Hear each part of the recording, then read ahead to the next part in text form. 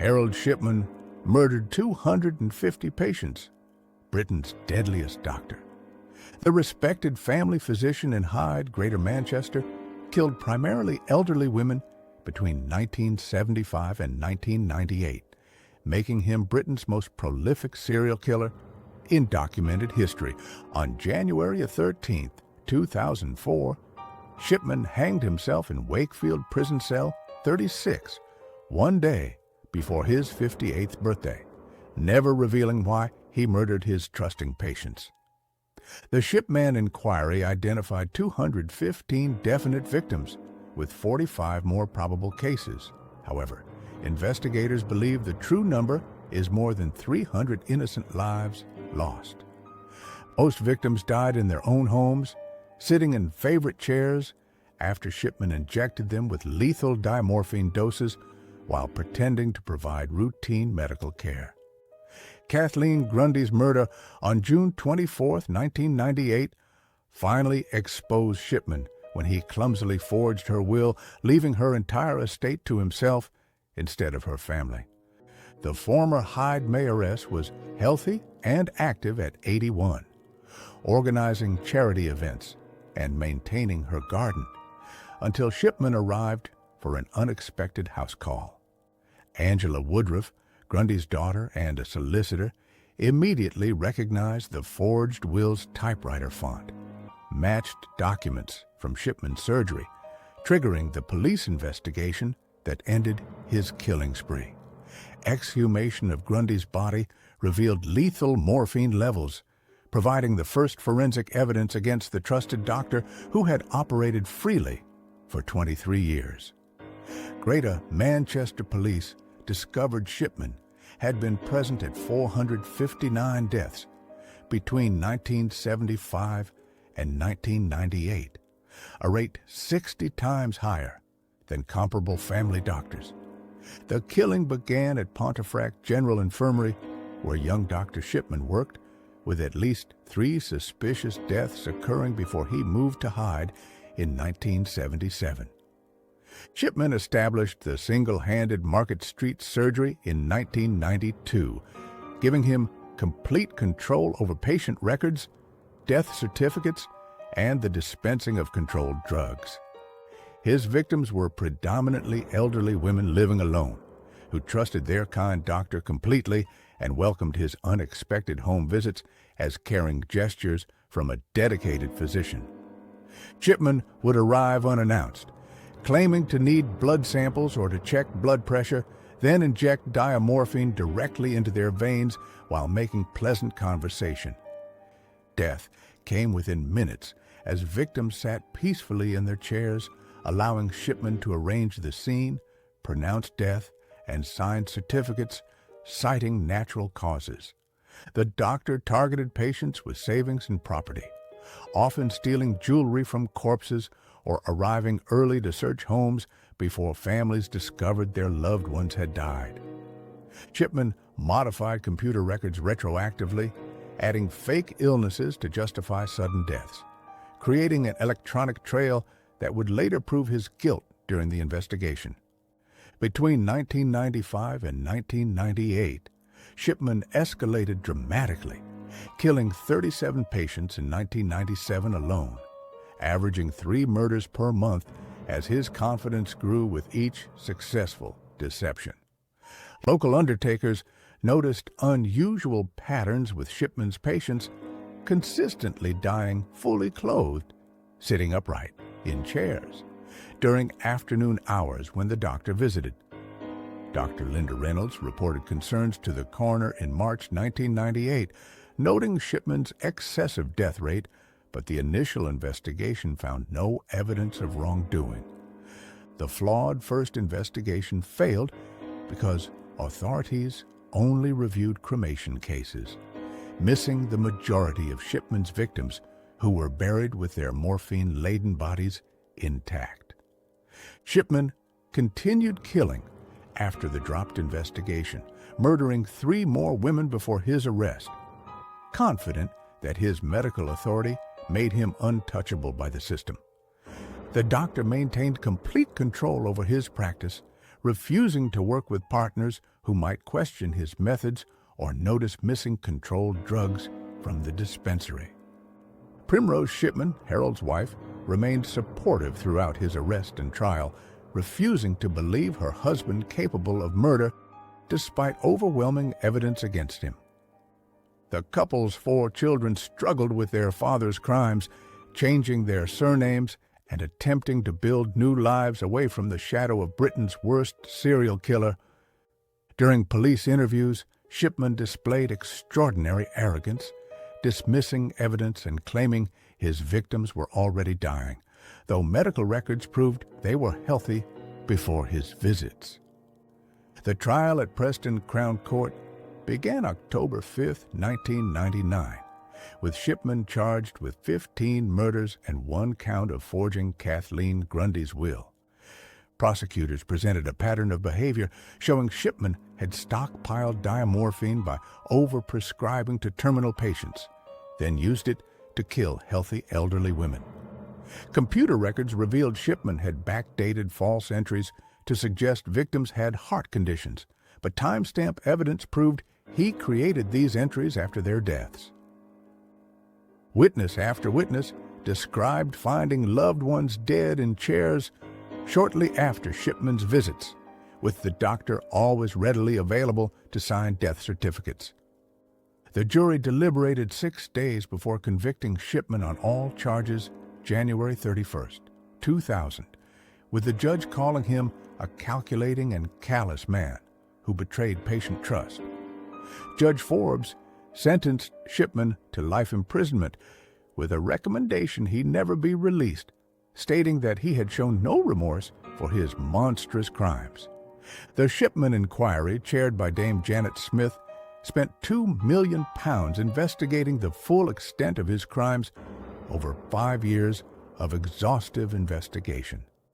The inquiry examined 887 deaths associated with Shipman, concluding he definitely killed 215 patients and probably killed 45 more.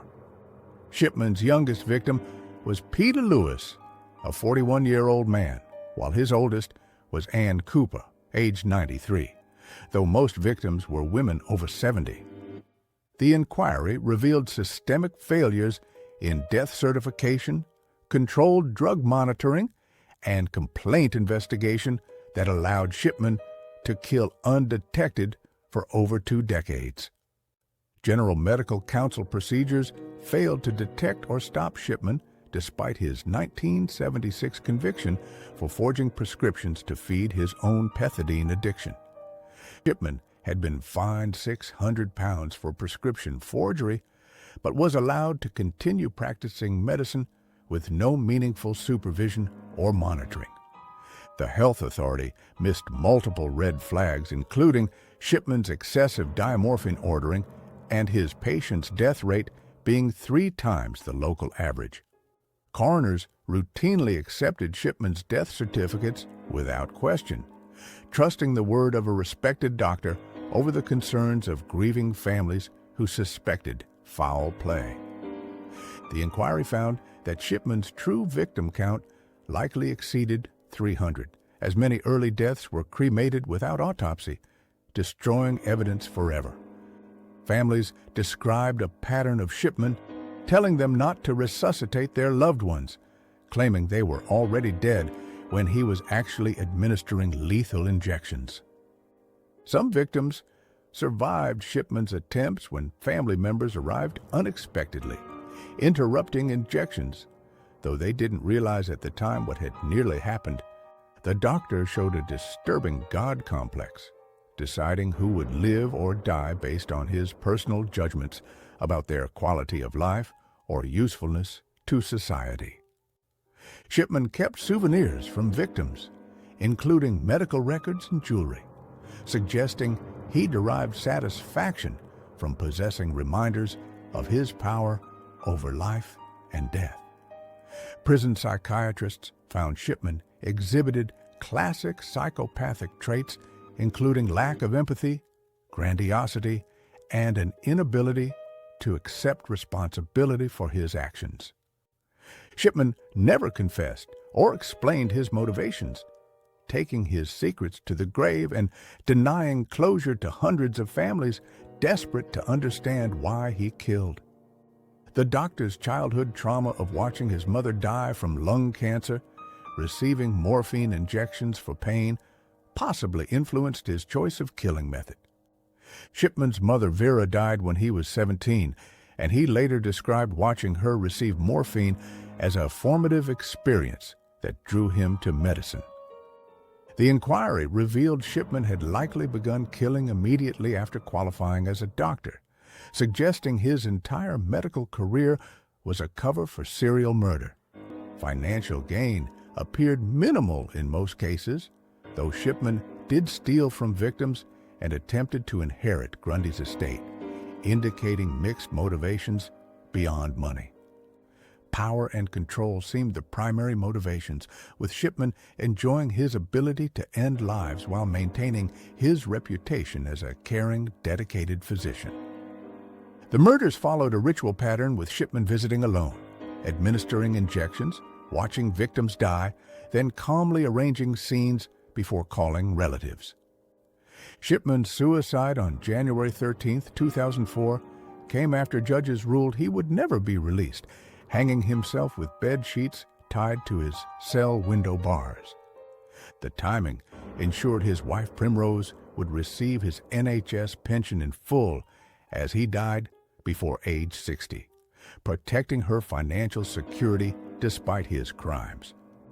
Prison officers found Shipman at 6:20 a.m. in cell 36 of Wakefield Prison's healthcare wing, with resuscitation attempts failing to revive Britain's worst serial killer. Families felt cheated by Shipman's suicide, denied the possibility of answers or seeing him serve his full sentence for destroying so many innocent lives. The Shipman case transformed British medical practice, introducing new death certification procedures, controlled drug monitoring systems, and mandatory performance reviews for doctors. Single-handed GP practices faced new restrictions, with requirements for regular inspections and oversight that might have detected Shipman's killing spree decades earlier. The General Medical Council implemented fitness to practice procedures, allowing investigation of doctors with unusual death rates or prescribing patterns that could indicate criminal behavior. Controlled drug monitoring systems now track every prescription of diamorphine and similar drugs, making it virtually impossible to stockpile lethal doses as Shipman did. Despite reforms, experts warn that a determined doctor could still kill patients, as medical professionals retain unique access and trust that potential killers can exploit. The case exposed how British society's deference to medical authority allowed Shipman to murder with impunity, with complaints dismissed and concerns ignored for decades. Families who raised suspicions about loved ones' deaths were told they were grieving and confused, their concerns dismissed by authorities who couldn't believe a doctor would kill.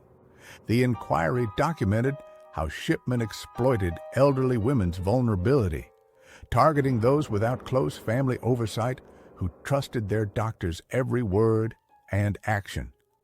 Hyde residents struggled with the revelation that their beloved Dr. Shipman was a monster, with many patients defending him even after his conviction for multiple murders. The community grappled with guilt over missed opportunities to stop Shipman, wondering how many lives could have been saved if someone had acted on suspicions sooner. Victim support groups formed to help families process the trauma of discovering their loved ones were murdered by someone they trusted to provide healing and care. The Shipman case remains Britain's worst serial killing spree, surpassing previous records and shocking a nation that believed such evil couldn't exist within their healthcare system.